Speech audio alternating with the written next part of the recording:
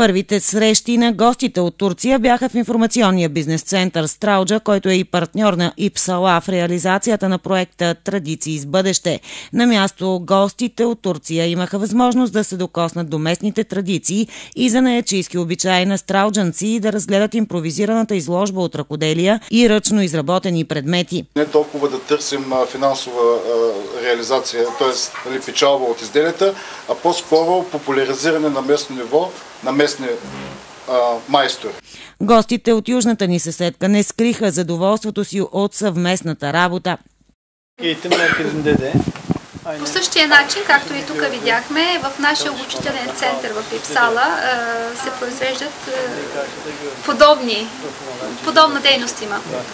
Те имаме възможност с този проект да направим сравнение общи какви занаяти имаме и какво ново може да се обучим.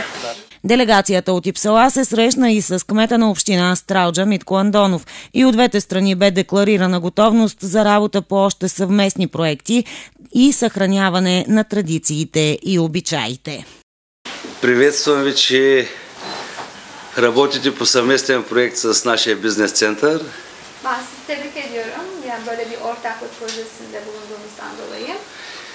И ще направим връзки с този проект с занаятчиите от Стралджа и от кой град бяхме? В İpsala. ИПСАЛА. Bu şekilde